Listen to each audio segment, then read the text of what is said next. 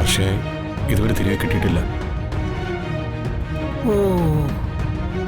പക്ഷേ ജീവനോട് തിരിച്ചു കൊണ്ടുവരുന്നുള്ള വാശിയിൽ വിക്രം അവിടെ ക്യാമ്പ് ചെയ്യാ. ഞങ്ങൾ തിരിച്ചു പോന്നു.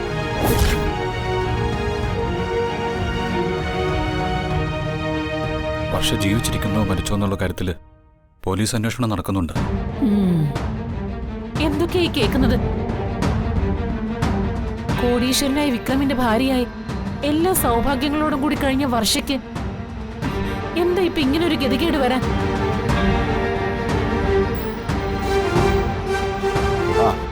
മോനെ, നീ എപ്പോ എത്തി? കേട്ടില്ലേടാ വിശേഷം? എന്ത്? വിനോദയാത്രയ്ക്ക് പോയ വർഷ കൊക്കയിൽ ചാടി ചത്തു മലച്ചൂന്ന്. പണ്ടൊക്കെ ദൈവം പിന്നെ പിന്നെന്നായിരുന്നു.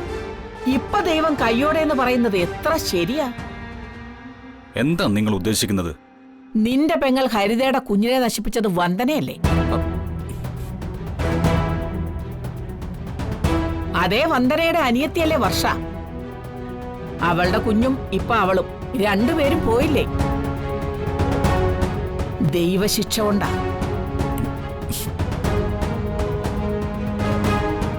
വർഷയെ സന്തോഷിപ്പിക്കാൻ വേണ്ടി എല്ലാവരും ചേർന്ന് ടൂർ കൊണ്ടുപോയതല്ലേ? അവളിപ്പോ അസ്ഥികൂട പരുവത്തിൽ നരകക്കുഴി കിടക്കുക.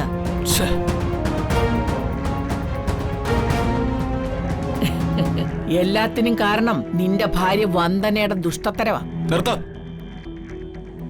ഹരിതയുടെ കുഞ്ഞു പോയിട്ട് കാലം കുറെ ആയില്ലേ? അന്നൊന്നും അപ്പച്ചി നാട്ടിൽ വന്നിട്ടുമില്ല.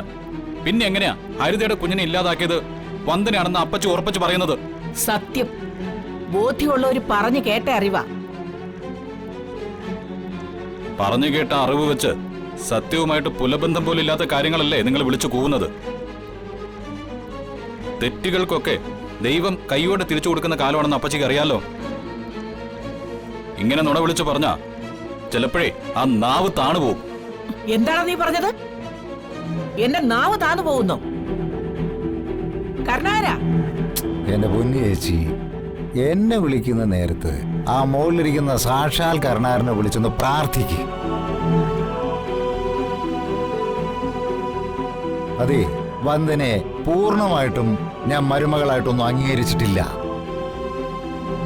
എന്നാലും ഹരിതയുടെ കുഞ്ഞിനെ കൊല്ലാനുള്ള മനക്കെട്ടിയൊന്നും അവൾക്കില്ല. അവളത് ചെയ്യില്ല. ഇതുപോലെയുള്ള തിരിച്ചറിവുകൾ തുറന്നു പറയാനുള്ള ചങ്കൂറ്റം ഉണ്ടാവണം. ഇല്ലെങ്കിലേ കുറുപ്പിരിക്കേണ്ട സ്ഥലത്ത് കുറുനരികൾ കയറിയിരിക്കും.